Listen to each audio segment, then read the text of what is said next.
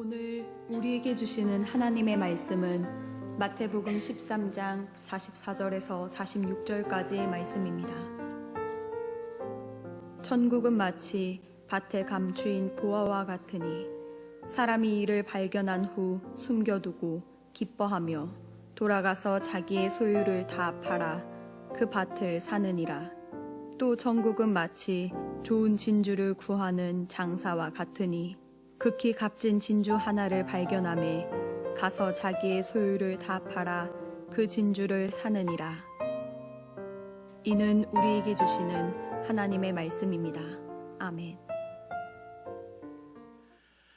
예수님의 가족 두 번째 시간입니다. 해마다 1월이 되면 우리가 함께 마태복음 13장에 있는 8개의 비유를 함께 나누면서 하나님의 말씀을 묵상하고 은혜를 받는데, 사실 하나님께서 이 본문에 주시는 은혜가 굉장히 많습니다. 하루에 다 전하기가 어려워서 제가 이렇게 나눠서 계속 말씀을 전합니다.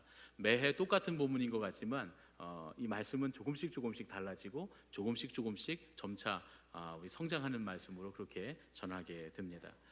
이 마태복음 13장에 나오는 비유들의 가장 절정이 어디냐, 가장 기본이 되면서도 가장 핵심이 어디냐, 그건 누가 뭐래도 44절과 45절에 있는 이 값진 보물의 비유와 진주장사의 비유, 이 두 가지 비유입니다. 내용으로 보나 미치로 보나 가장 중요한 자리를 차지하고 있습니다. 예수님의 가족이 되려면 꼭 알아야 하는 삶의 방식, 제1원칙이 이 두 개의 비유에 들어 있습니다. 예수님의 비유들 중에는 천국은 마치 무엇과 같다라고 하는 흔히 말하는 하나님 나라의 비유, 천국의 비유들이 있습니다. 이 천국의 비유는 하나님의 나라 혹은 천국, 예수님의 가족들이 살아가야 할 삶의 방식을 말해주는 것이기 때문에 이 천국의 비유는 우리에게 굉장히 중요하고 꼭 알아야 될 말씀이다, 이렇게 말씀드릴 수가 있습니다. 이런 비유들을 읽을 때 천국이 무엇으로 되어 있는가를 살펴보면서 읽으면 도움이 됩니다. 천국의 서술어가 무엇인지 알면 천국의 비유가 좀 아리송한 그런 어려운 비유라도 좀 비교적 쉽게 그 의미가 풀려집니다.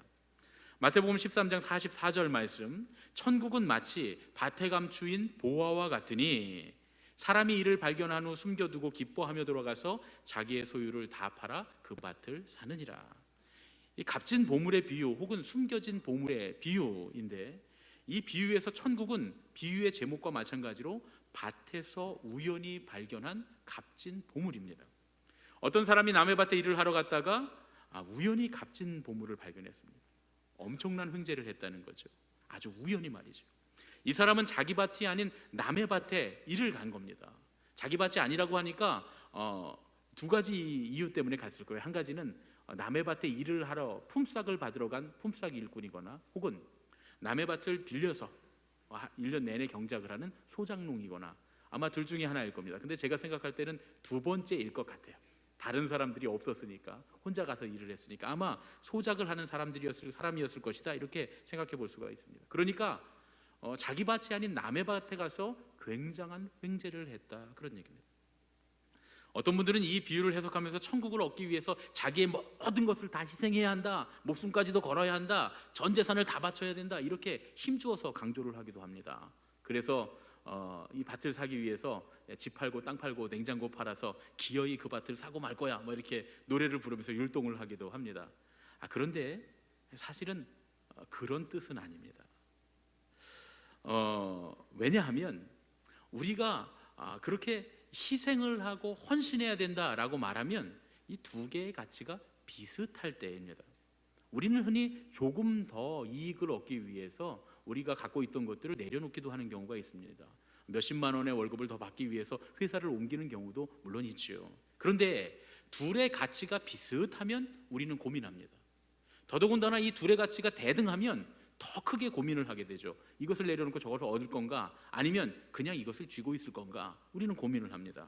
그런데 오늘 이 비유에 나온 이야기는 그런 고민에 대한 이야기가 전혀 없습니다. 왜냐하면 그런 고민을 할 필요가 없기 때문입니다. 이 사람이 가진 재산 자체가 많지 않고 얻으려고 하는 이 보물은 굉장한 가치를 갖고 있기 때문입니다. 이 사람의 전 재산이 겨우 밭 한 뜨기 값이라고 그렇게 성경은 우리에게 얘기해 줍니다. 여러분, 서울 강남 한복판에 있는 땅이 아닙니다. 저 시골에, 아주 저 시골에 구석에 있는 작은 밭 하나다, 그런 얘기죠. 그러니까 그렇게 큰 돈이 필요 없는 희생이었다, 그런 얘기입니다. 그러나 이 사람이 찾아낸 보물의 가치는 엄청난 것이었어요. 한 100만 원 정도로 100억 정도 벌었다라고 말할까요? 사실 이 말씀의 뉘앙스로 보면 그보다 더 큰 가치가 있을 것으로 생각할 수 있습니다. 그러니까 그 사람이 그렇게 기뻐하면서 자기 재산을 다 팔러가면서 기뻐하는 사람이 어디 있습니까? 그런데 자기 재산을 다 팔러가면서 아주 기뻐하고 춤추면서 열심히 달려가고 있습니다. 그리고 남의 밭에 묻힌 보물을 얻기 위해서 윤리고 도덕이고 가치관도 다 포기하는 거예요. 그 가치가 얼마나 대단하기에 윤리, 도덕, 가치관도 다 포기하고 그것을 얻으려고 기뻐하면서 자기 재산을 다 팔기 위해서 달려가고 있다, 그런 얘기입니다. 자기 재산이 하나도 아깝지 않게 느껴질 만큼 대단한 횡재를 한 사람, 자기 자신의 윤리, 도덕, 가치관을 다 뒤엎을 만한 보물을 발견한 사람, 그 사람이 누굽니까? 그 사람이 누굽니까? 바로 나입니다. 천국을 만난 바로 우리다, 그런 얘기입니다. 물론 이 천국의 구원은 내 수고와 노력으로 된 일이 아니라는 거예요. 우연한 횡재 같은 일이었습니다. 그런데 이 일이 저절로 일어난 것은 아닙니다. 세상 사람들이 말하면 팔자를 바꿀 만한, 인생을 뒤바꿀 만한 놀라운 횡재, 기적이 일어났는데 이 일은 내가 한 것이 아니라 다른 누군가가, 내가 아닌 다른 누군가가 대가를 지불한 일이다. 이것이 바로 뒤에 이어 등장하는 진주장사의 비유의 이야기입니다. 이 밭에 감추인 보화의 비유와 진주장사의 비유는 아무 생각 없이 읽으면 그저 똑같은 얘기가 2번 반복된 것 같습니다. 그런데 말씀을 깊이 묵상하면서 읽어보면 두 비유가 전혀 다른 얘기를 전하고 있다는 걸 알 수 있습니다. 우리 45절 46절 또 천국은 마치 함께 읽겠습니다. 진주장사의 비유 읽겠습니다. 시작. 또 천국은 마치 좋은 진주를 구하는 장사와 같으니 극히 값진 진주 하나를 발견하매 가서 자기의 소유를 다 팔아 그 진주를 사느니라. 그대로 놓고 보세요. 천국은 마치 누구라고요? 좋은 진주를 구하는 장사. 조금 전에는 값진 보물의 비유에서는 보물이 천국이었습니다. 그렇죠? 보물이 천국이었는데 진주장사의 비유에서는 진주장사가 천국입니다. 천국과 진주장사가 동의어라, 그런 얘기죠. 그러니까 천국이 사람일 때 이 천국에 비결될 수 있는 단 한 분, 그분 누굽니까? 하나님 아버지시죠. 그러니까 이 진주장사가 누구라는 얘기입니까? 하나님 아버지를 비유한 사람이다, 그런 얘기죠. 이 진주장사가 하나님 아버지를 뜻하는 겁니다. 그러면 이제부터 얘기가 흥미진진해집니다. 진주장사가 하나님 아버지의 또 다른 모습이라고 여러분 한번 생각해 보세요. 값진 진주를 찾기 위해서 적극적으로 세상을 두루 다니시는 아버지 하나님, 또 값진 진주를 발견하신 후에 그렇게 기뻐하시는 하나님. 이 진주장사가 우리 하나님 아버지시라 이렇게 생각하면 우리의 가슴이 두근두근하고 설레이고 떨려야 합니다. 왜 그럴까요? 이분이 그토록 찾아 헤맨 그 진주가 누구이기 때문에? 나이기 때문에. 그토록 찾아 헤맨 진주가 바로 나이기 때문입니다. 하나님께서는 태초부터 나를 바라보시고 나를 위한 계획을 가지시고 나를 위해 준비하셨다는 거예요. 나를 찾고 기다리고 또 원하셨다는 겁니다. 그러다가 결국 자기의 전 재산, 하나밖에 없는 아들까지 다 팔아서 나를 사셨다, 그런 얘기입니다. 여러분, 이거 정말 대단한 얘기 아닙니까? 이거 얼마나 엄청난 이야기입니까? 이렇게 보면 밭에 감추인 보화의 비유와 진주장사의 비유가 똑같은 비유인 줄 알았는데 깊이 묵상해 보니까 이 비유는 우리가 구원받은 사건, 우리가 천국을 얻은 이 사건, 마치 동전의 앞면과 뒷면처럼 우리가 천국을 얻은 구원의 사건의 서로 다른 측면의 이야기였다, 그런 얘기입니다. 나는 어느 날 우연히 나의 공로 하나도 없이 무료로 값없이 이 구원과 하나님 나라를 받았지만 하나님의 측면에서는 나의 이 구원을 주시기 위해서 엄청난 대가를 지불하셨다. 그 이야기가 이 두 개의 비유에 들어 있습니다. 행복을 뜻하는 영어 단어가 해피니스죠. 그런데 이 해피니스는 우연히 생기다, 우연히 일어나다, 우연히 발생하다라는 뜻의 해픈이라고 하는 동사에서 왔습니다.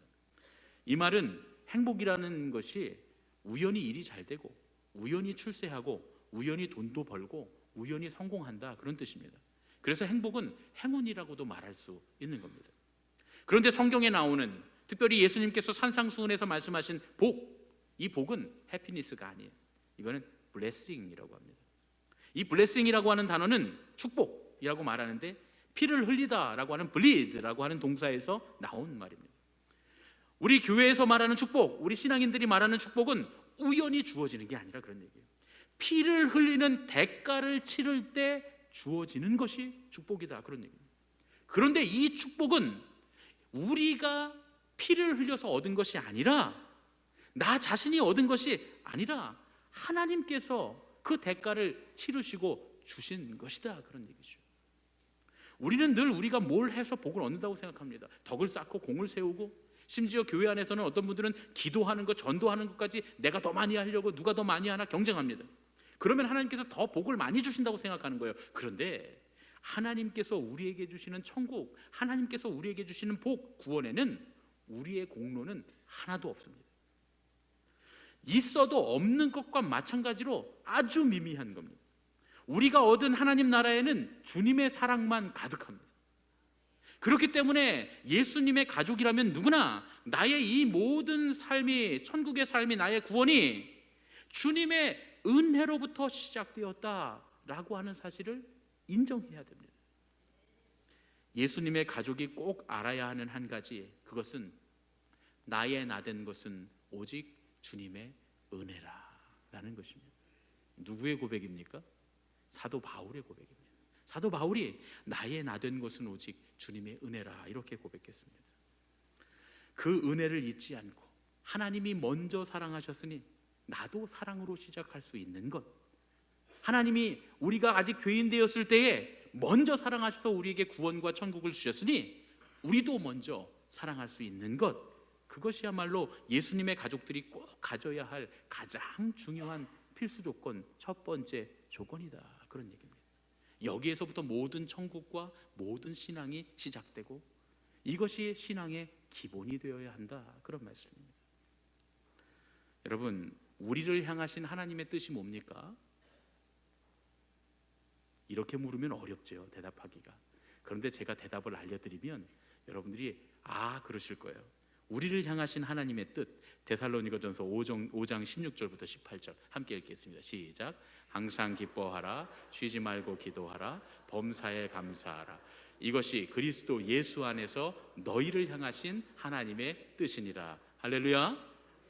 쉬운 정답이었죠? 예.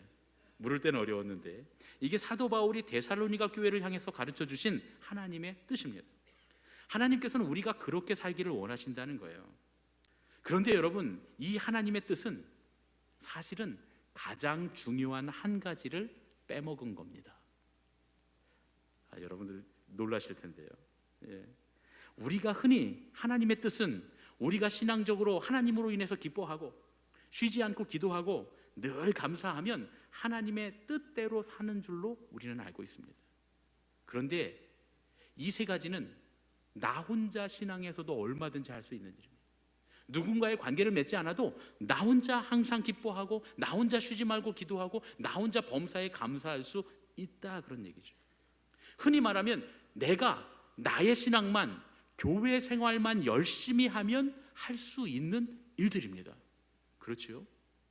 그런데 대부분 자기 스스로의 신앙에 깊이 빠져 있는 사람들에서 볼 수 있는 왜곡된 신앙의 단편적인 모습도 이와 같습니다. 항상 기뻐하고 쉬지 말고 기도하고 범사에 감사하는 건 좋은 일이 맞습니다. 교회에서 이렇게 신앙생활하는 것이 맞고요, 이렇게 신앙생활 하시는 분들이 분명히 많이 계십니다. 교회 오면 예배 때마다 그렇게 아멘 아멘 하면서 기뻐합니다. 찬양을 부를 때 박수를 신나게 치면서 즐겁게 주님을 찬양합니다. 기도만 하면 통성기도와 방언기도에 능하고 또 늘 때마다 시마다 나와서 기도하기를 힘씁니다. 하나님께 드릴 감사의 제목이 얼마나 많은지 감사할 거리가 늘 넘쳐나서 저분을 보면 정말 하나님의 사랑을 많이 받는 분 같은 그런 모습을 가진 분들이 있습니다. 이게 나쁘다는 게 아니고요, 그래야 하는데, 그런데 그런 분들 중에서 이상하게, 아니 기도 저렇게 많이 하는 분이 왜 그래? 예배를 저렇게 잘 드리고 찬양을 저렇게 천사같이 하는 분이 왜 저래? 하나님께 늘 감사하고 하나님의 사랑을 독차지하는 것 같은 저분이 왜 그런데? 하는 경우들이 간혹 있지요. 없습니까? 저만 있습니까? 왜 그럴까요? 꼭 그렇게 열심히 신앙생활하는 그런 분들, 믿음이 좋은 분들 가운데 다른 사람들의 잘못이나 실수를 용납하지 못하고 꼭 지적해야 되는 사람, 꼭 집어내야 되는 분들이 있습니다. 그분이 믿음이 좋은 건 알겠는데 다른 사람의 부족한 걸 보면서 못 참아주는 그런 분들이 있다, 그런 얘기예요. 목사가 왜 이래? 장로가 왜 이래? 권사가 그래서 되겠어? 그만큼 신앙생활 했으면 이 정도는 해야지. 내가 왜 이렇게 믿음이 없어? 내가 집사 때는 안 그랬어. 내가 청년일 때는 이만큼 헌신했어. 기도도 많이 하고 성경 지식도 많고 누구보다 교회에 헌신도 많이 하고 그렇게 믿음이 좋은 것 같은데 입술에서 이런 이야기들이 쏟아져 나오는 분들이 있습니다. 자기 자신은 하나님의 뜻대로 신앙생활하고 있는 것 같지만 사실은 전혀 아니다, 그런 얘기죠. 전혀 아닙니다, 여러분. 제가 왜 이렇게까지 비판적으로 말씀드릴까요? 저도 그렇고 여기 앉아있는 여러분 모두도 그렇고 사실은 그 누구가 아니에요. 내 머릿속에 생각나면서 지금 빙긋이 웃고 있는 그 사람 그렇지, 아니다, 나애가 바로 그렇다. 우리 모두가 다 그렇습니다. 이 하나님의 뜻, 우리가 알고 있는 항상 기뻐하라, 쉬지 말고 기도하라, 범사에 감사하라, 이 하나님의 뜻이 일부분인데 전체적인 것처럼 우리가 착각하고 있다, 그런 얘기죠. 실제로 데살로니가 교회의 사도 바울이 가르쳐준 하나님의 뜻은 데살로니가전서 5장 16절부터가 아니고 9절부터 시작됩니다. 9절부터. 우리 함께 9절부터 24절 길지만 함께 읽겠습니다. 중요한 말씀이기 때문에 우리 함께 읽겠습니다. 시작.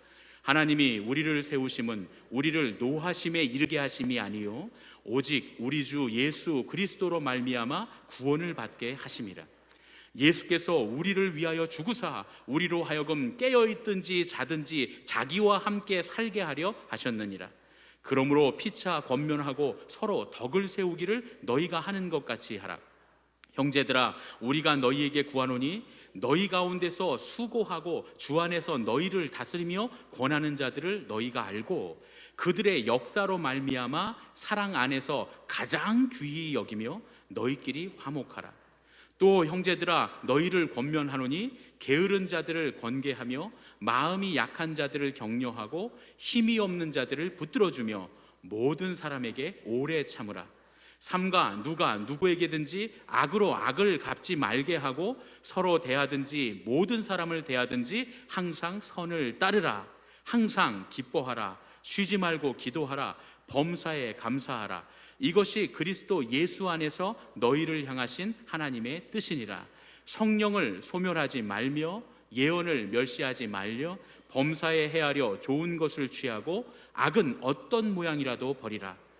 평강의 하나님이 친히 너희를 온전히 거룩하게 하시고 너희의 온 영과 혼과 몸이 우리 때에 흠없게 보존되기를 원하노라. 너희를 부르시는 이는 미쁘시니 그가 또한 이루시리라. 할렐루야, 아멘. 데살로니가 교회를 향해서 사도 바울이 가르쳐준 하나님의 뜻을 설명하는 구절이 원래는 이만큼 긴 구절입니다. 여러분, 이거 굉장히 중요합니다. 내용을 요약하면 무슨 내용이냐면 예수님께서 우리를 위해서 십자가에 달리신 이유는 우리로 하여금 구원을 받게 하기 위함인데 왜 우리에게 구원을 주셨느냐? 예수님과 자든지 깨어있든지 함께 살게 하려고 이렇게 우리에게 구원을 주셨다는 거예요. 그런데 예수님과 함께 사는 사람들은 어떤 사람들인가? 예수님과 함께 산다는 건 뭔가? 예수님과 함께 산다는 건 뭔가? 사도 바울은 핵심적으로 이렇게 말씀해 줍니다. 이 구절이 중요하기 때문에 우리 함께 한 번 더 읽겠습니다.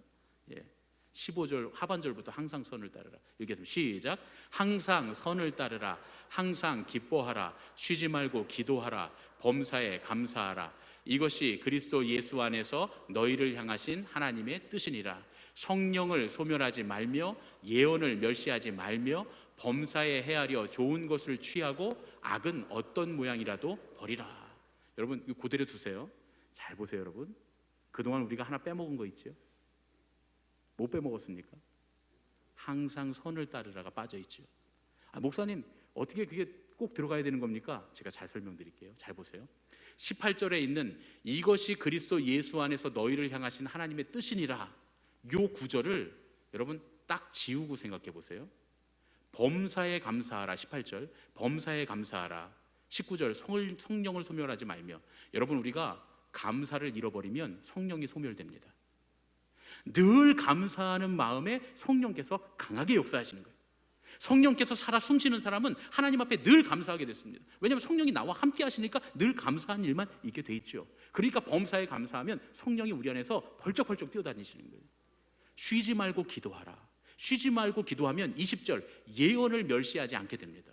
늘 기도하는 사람은 여러분 기도와 말씀은 늘 함께 하는 거예요. 우리가 열심히 기도하면 하나님의 말씀이 그대로 믿어집니다. 하나님의 말씀이지. 설교의 말씀을 전하는 이들의 말씀이 우리의 심령 가운데 쏙쏙 박혀요. 어떤 사람이? 늘 기도하는 사람이.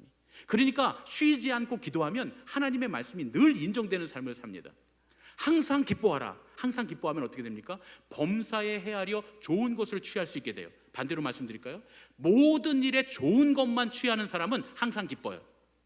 제 말씀 맞죠? 모든 일에 항상 좋은 것만 취하니까 늘 기쁠 수밖에 없습니다. 그리고 맨 마지막, 악은 어떤 모양이라도 버리라. 항상 선을 따르라. 보세요. 성경에는 계명이 두 가지의 계명이 있습니다. 무엇을 하라는 계명과 무엇을 하지 말라는 계명이 있어요. 예를 들면 이런 겁니다. 미워하지 말라. 미워하지 말라는 어떻게 하면 돼요? 사랑하라. 사랑하면 미워하지 않게 됩니다. 다시 말하면 항상 선을 따르면 악을 다 버릴 수 있게 됩니다. 할렐루야. 자, 이렇게 보세요. 이것이 그리스도 예수 안에서 너희를 향하신 하나님의 뜻이니라라는 말을 딱 가운데 중간선으로 딱 놓고 말씀을 딱 합쳐보면 정확하게 데칼코마니처럼 정확하게 말씀이 맞아 떨어집니다. 딱 반으로 접힙니다. 제 말씀 맞죠? 그러니까 그동안 우리가 항상 선을 따르라, 이 말씀을 빼놓고 신앙생활을 했다, 그런 얘기입니다. 사도 바울이 가르쳐주고 있는 우리를 향하신 하나님의 뜻은 항상 선을 따르는 것에부터 시작되어야 한다, 그런 말씀이에요. 나 혼자 항상 기뻐하고 쉬지 말고 기도하고 범사에 감사하는 것이 아니라 먼저 사람들과의 관계에서 항상 선을 따라야 그 모든 것이 합력해서 선을 이루는 하나님의 뜻이 된다, 그런 얘기죠. 그런데 우리는 제일 먼저 해야 될 것을 쏙 빼놓고 하나님의 뜻을 따라 산다고 했으니까, 예수님과 함께 산다고 했으니까 신앙의 오류들이 많이 생겨나는 거예요. 심지어 이 모든 말씀 중에 가장 중요한 건 항상 선을 따르는 것입니다. 왜냐하면 사도 바울이 다른 것들은 간략하게 이야기했지만 항상 선을 따르는 것에 대해서는 11절부터 15절까지 아주 긴 문장으로 설명을 합니다. 보세요. 11절부터 15절까지 다시 함께 읽겠습니다. 시작. 그러므로 피차 권면하고 서로 덕을 세우기를 너희가 하는 것 같이 하라. 형제들아, 우리가 너희에게 구하노니 너희 가운데서 수고하고 주 안에서 너희를 다스리며 권하는 자들을 너희가 알고 그들의 역사로 말미암아 사랑 안에서 가장 귀히 여기며 너희끼리 화목하라. 또 형제들아, 너희를 권면하노니 게으른 자들을 권계하며 마음이 약한 자들을 격려하고 힘이 없는 자들을 붙들어주며 모든 사람에게 오래 참으라. 삼가 누가 누구에게든지 악으로 악을 갚지 말게 하고 서로 대하든지 모든 사람을 대하든지 항상 선을 따르라. 보세요. 항상 선을 따르라를 이렇게 길게 설명합니다. 그럼 사도 바울이 하나님의 뜻을 설명할 때 제일 중요한 데가 어디라고요? 항상 선을 따르는 거죠. 하나님께서 우리를 향하신 뜻대로 사는 사람, 우리를 죽기까지 사랑하신 예수님과 함께 사는 삶의 특징이 뭐냐? 그 첫 번째는 모든 관계에 항상 선을 따르는 것이다, 그런 얘기죠. 이게 신앙의 제일 원칙이다. 이 말씀이 제일 중요하다, 그런 얘기. 그래서 사도 바울이 이걸 길게 설명하고 있는 겁니다. 항상 선을 따르면서 살려면, 모든 관계에서 항상 선을 따르면서 살려면 두 가지 수칙이 필요하다고 우리에게 이 말씀 가운데 설명해 줍니다. 첫 번째 수칙이 뭐냐 하면 데살로니가전서 5장 12절부터 13절 1번. 이거 중요하니까 꼭 읽어야 됩니다. 시작. 너희 가운데서 수고하고 주 안에서 너희를 다스리며 권하는 자들을 너희가 알고 그들의 역사로 말미암아 사랑 안에서 가장 귀히 여기며 너희끼리 화목하라. 그대로 두세요, 말씀을요. 이 말씀 그대로 두세요. 보세요. 여러분, 이 말씀 우리가 모든 관계 안에서, 신앙의 관계 안에서 선을 따르는 첫 번째 수칙이 뭐냐 하면 여러분, 하나님의 교회는 목회자들을 가장 귀중히 여겨야 된다는 거예요. 보세요. 가장 귀히 여기라고 돼 있죠. 그렇죠? 목회자들을 가장 귀중히 여겨야 된다는 거예요. 이건 목회자들이 먼저고, 그 다음에 교회 안에 있는 리더들도 여기에 똑같이 해당됩니다. 장로님들, 또 속장님들, 이런 분들이 다 해당되는 거예요. 그들의 외모가 어떠하든지, 실력이 어떠하든지, 심지어 성격이 어떠하든지 간에 그런 것 때문에 귀중히 여기라는 게 아니라 그들의 역사로 말미암아, 다시 말해서 그들이 하는 일 때문에, 그들이 하는 일이 주님께서 맡겨주신 역사, 주님께서 맡겨주신 사역이기 때문에 그들의 어떠함에도 불구하고 그들을 마음으로부터 가장 귀중히 여기는 태도를 가지라, 이런 말씀입니다. 보세요. 그 사람 때문이 아니라 그 사람 뒤에 계신 하나님 때문에 귀중히 여겨야 하는 거예요. 그래서 교회 안에서 이 첫 번째 신앙을 우리가 잘 못 지키는 것 중에 대표적인 게, 목사가 왜 그래? 장로가 왜 그래? 권사가 왜 그래? 이런 말입니다. 이건 귀중히 여기지 않은 말이기 때문에 그래요. 제가 평생 잊지 못하는 장로님이 한 분 계세요. 부천에 있는 세광교회의 조한현 장로님이신데, 이 장로님이 얼마나 겸손하신 분인지 모릅니다. 제가 이 실명을 들어 말씀드리는 이유가 있습니다. 제가 26살에 교육전도사로 처음 목회를 나갔습니다. 26살에. 하루는 목사님하고 장로님하고 저랑 셋이서 식사를 하는데 수저를 안 드시는 거예요. 그래서 제가, 장로님 먼저 수저를 드세요. 그래야 제가 수저를 들죠. 그랬더니 장로님 뭐라 그러셨냐면, 전도사님 아닙니다. 전도사님께서 먼저 수저를 드셔야 저도 수저를 듭니다. 이것이 영적인 질서입니다. 이렇게 말씀하셨어요. 그 후로도 많은 식사를, 제가 8년 동안 그 교회에 있으니까 많은 식사를 이 장로님하고 함께 했지만 한 번도 식사 자리에서 큰 손잡벌이 되는, 저희 할아버지뻘, 작은 할아버지뻘 되는 분이에요. 큰 손잡벌 되는 20대의 전도사보다 먼저 수저를 드신 적이 한 번도 없습니다. 전도사는 손자 같은 나이, 어린 젊은 전도사지만 그 젊은 전도사를 세우신 분이 만유의 주인이신 하나님이시기에 마음으로 존중해 주신 겁니다. 여러분, 우리 교회에 있는 리더들, 속장님들, 장로님들, 권사님들, 하나님께서 세우신 리더들입니다. 그들이 직장에서 어떤 일을 하든, 그분들의 성품이 어떻든, 그분이 어떤 배경을 갖고 있든, 어떤 사회적 배경, 어떤 자라온 성장의 과정을 갖고 있든 간에 하나님께서 세우셨기에, 그 사람의 어떠함 때문이 아니라 하나님이 뒤에 계시기에 우리가 그들을 마음으로부터 존중해 줘야 한다 하는 말씀입니다. 그런데 사도 바울이 가르쳐 주신 리더를 귀중히 여기는 방법 중에 하나가 뭐냐면, 너희끼리 화목하는 거예요. 너희끼리 화목하는 거예요. 목회자가 교회에서 상담하기 제일 힘든 게 뭐냐면 이거예요. 개인적인 다툼이나 분쟁을 알아달라거나 조정해달라고 찾아오는 분들입니다. 그런데 여러분, 이 개인적인 다툼이나 분쟁들은 당사자들 간에 해결해야 될 일들이에요. 누가복음 12장에 보면 예수님이 이렇게 말씀하셨어요. 어떤 한 사람이 유산 분쟁, 형제 간의 유산 분쟁을 조정해달라고 예수님 찾아옵니다. 그때 예수님 뭐라 그러십니까? 누가 나를 너희의 재판장이나 물건 나누는 자로 세웠느냐? 탐심을 물리치라 하고 하시면서 호통을 치세요. 여러분, 그렇게 분쟁 때문에 찾아오는 분들 대부분은 내 편 들어달라는 거예요. 자기 편 들어달라는 거예요.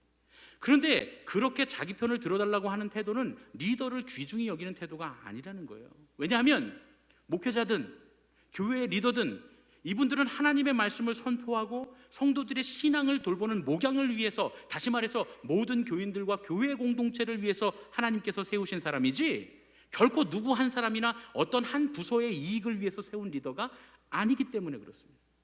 그러니까 내 편 들어달라고 찾아오는 건 내 이기적인 욕심 때문에 오는 거기 때문에, 그건 진정으로 목회자를, 리더를 귀중히 여기는 분들이 아니다, 그런 얘기죠. 진짜로 목회자를 귀중히 여기는 분들, 우리 교회 리더들을 귀중히 여기는 분들은 개인적인 분쟁이나 부서 안에 분쟁들이 있어도 화평케 하는 자가 돼서 화목하는 분들입니다. 너희끼리 화목하라.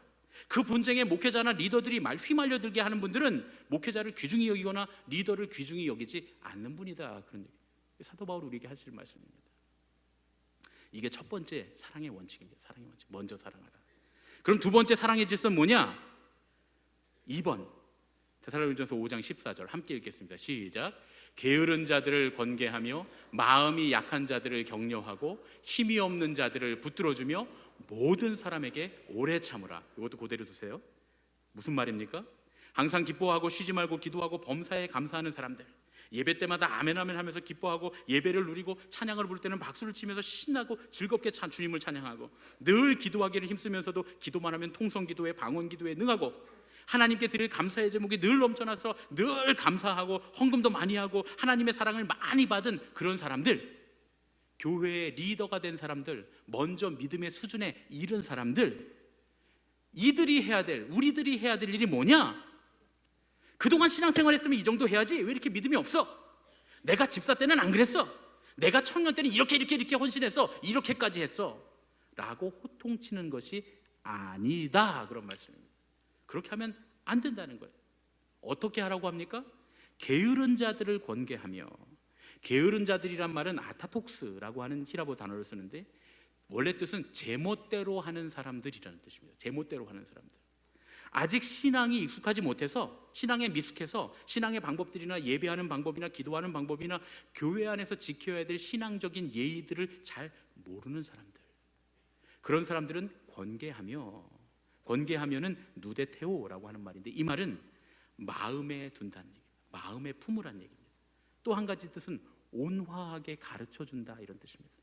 그러니까 신앙생활을 제대로 할 줄 모르는 사람들, 미숙한 사람들을 보면서 손가락질하고 비난하면서 저런 것도 할 줄 모르고 신앙에 이런 것도 모른다고 흉보지 말고, 지적하지 말고, 그들을 마음에 품고 그들에게 더욱 관심을 갖고 온화하게 어떻게 해야 할지를 가르쳐주라, 이런 말씀입니다.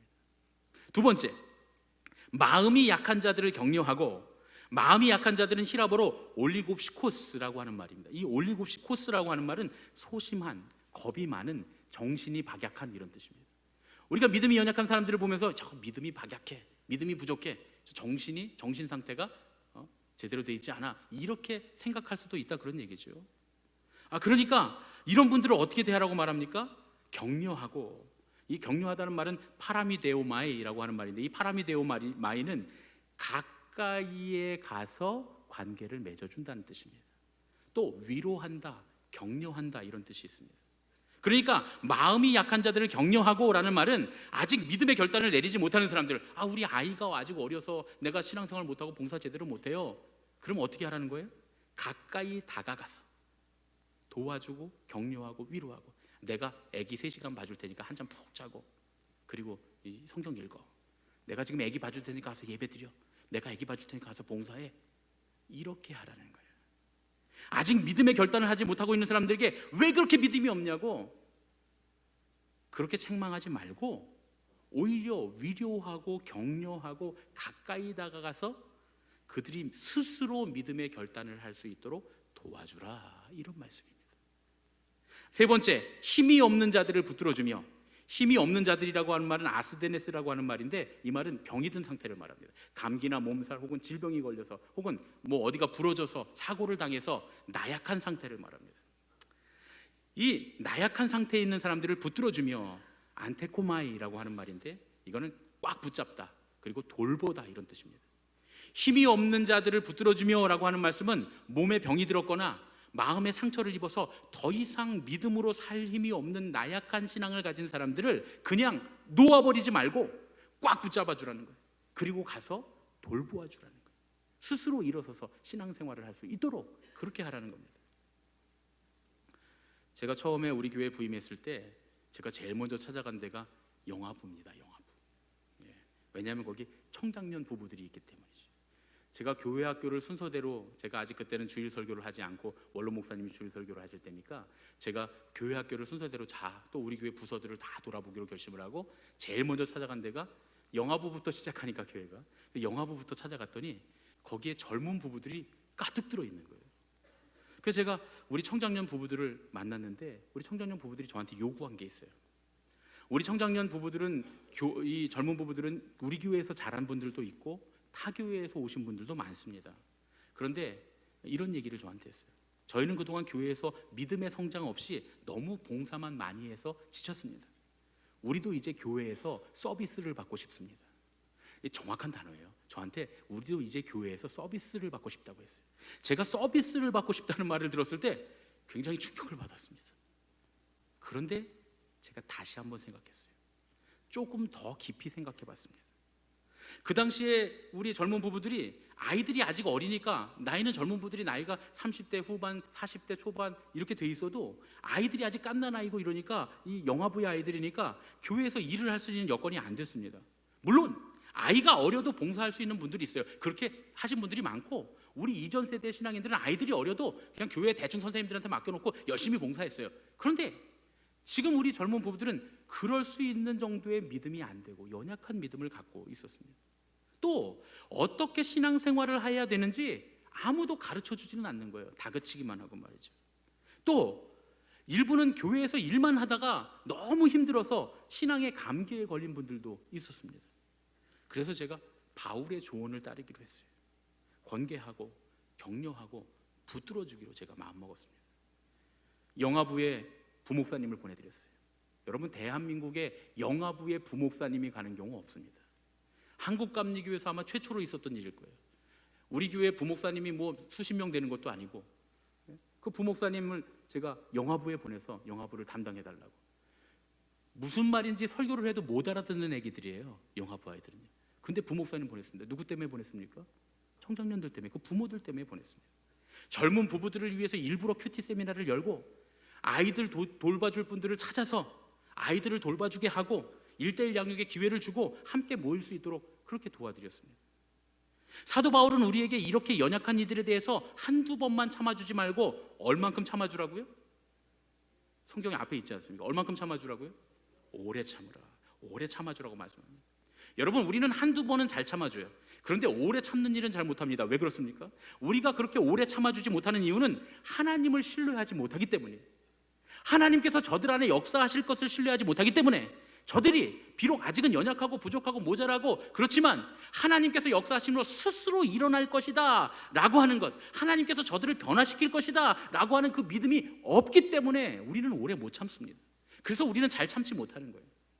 저는 그래서 우리 청장년들에 대해서는 아주 오래 참아주고 기다리려고 마음을 굳게 먹었어요. 정말 저는 오래 참아주려고 했습니다. 그런데요, 불과 지금 2년밖에 안 됐는데 새로운 리더들이 세워지기 시작했습니다. 아이들 서로 부부가, 한 사람은 1부 예배 나와서 그 부인이 아기를 받고, 또 부인은 2부 예배 나올 때 남편이 아이를 봐주고, 3부 예배는 아이를 교회학교 보내놓고 두 분이 같이 봉사하고. 어려운 일이잖아요. 1부부터 3부까지 지금 그 가족은 다 예배를 드리는 거예요. 그렇게 하기 시작했어요. 교회에 교사로 봉사하고 이런 분들이 생겨나기 시작했습니다. 여러분, 특별 새벽 기도에 막 갓난 아이들을 끌고 나오기 시작했어요. 여러분, 우리 호랩산 새벽 기도회 할 때 보면 장관입니다. 애기들이 막 가득해요. 애들 막 데리고 나옵니다, 부모들이. 금요 가족 기도회에 아이들이 와서 막 예배 드립니다. 우리 아이들, 중고등부 아이들, 유초등부 아이들, 또 영아부 아이들, 유치부 아이들 막 나와서 예배 드립니다. 어떤 애들은 막 강단에 올라와서 선생님 끌어안고 가기도 하고요. 막 그렇게 예배 드립니다. 교회의 청장년들이 교회 여기저기에서 조금씩 보이기 시작했습니다. 가끔은 식당에 올라가면 땀을 뻘뻘 흘리면서 설거지를 하고 있는 젊은 아빠들을 볼 수 있습니다. 제가 생각했던 것보다 훨씬 더 빨리, 솔직히 말씀드려서 제가 당황스러울 정도로 빨리, 저는 진짜 오래 참아주려고 했는데 저를 오래 참지 못하게 우리 청장년들이 해주고 있는 거예요. 저는 정말 5년이고 10년이고 참을 생각이었습니다. 그런데 불과 2년 만에 우리 청장년들이 세워지고 있습니다. 게다가 여러분, 우리 교회 새가족들 중에 누가 제일 많이 들어오는지 아십니까? 청장년층이 제일 많이 들어옵니다. 저들을 믿음으로 세우실 하나님을 신뢰하고, 우리 장로님들이, 또 먼저 된 어른들이, 또 목사가, 청장년들이 스스로 일어날 것을 믿고 신뢰해 준 결과다. 저는 이렇게 생각합니다. 여러분, 우리는 하나님의 은혜로 사랑을 받아서 구원받은 사람들입니다. 그래서 하나님께서도 우리가 먼저 사랑하기를 원하십니다. 하나님께서 우리에게 원하시는 삶은 예수님과 함께 사는 삶인데, 예수님과 함께 사는 삶은 사랑의 질서가 회복된 신앙입니다.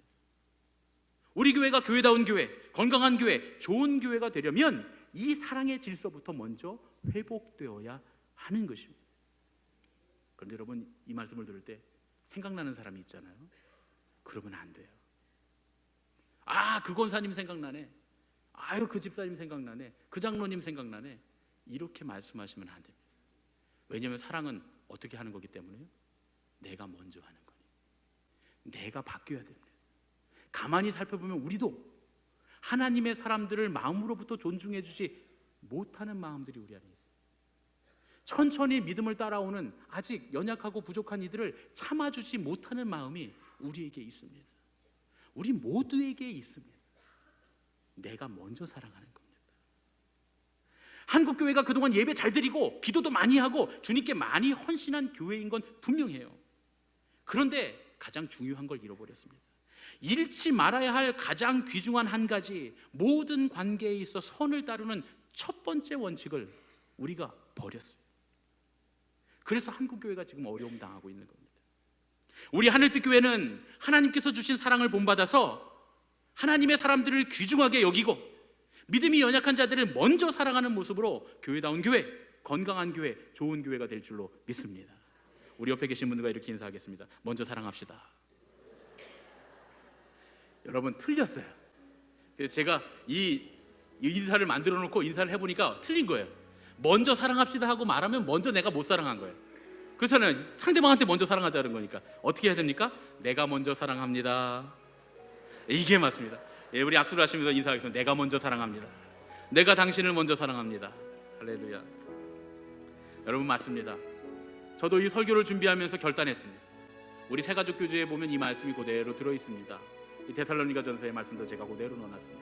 우리 새가족들은 이런 분들이 교인들이 됐으면 좋겠다 하는 마음으로 새가족 교제를 쓰면서 이 말씀을 기록했는데, 저도 이 말씀을 준비하고 기도하면서 묵상하면서 그런 생각을 합니다. 그래, 내가 먼저 사랑해야지. 내가 먼저 우리 집사님들을, 우리 성도님들을, 우리 권사님들을, 우리 장로님들을 내가 먼저 사랑해야지 하고 저도 결단하는 겁니다. 가만히 돌아보니까 나도 내가 먼저 사랑하지 못한 게 너무 많더라고요. 그래서 나도 내가 먼저 사랑하겠습니다 하고 결단하면서 인사하는 겁니다.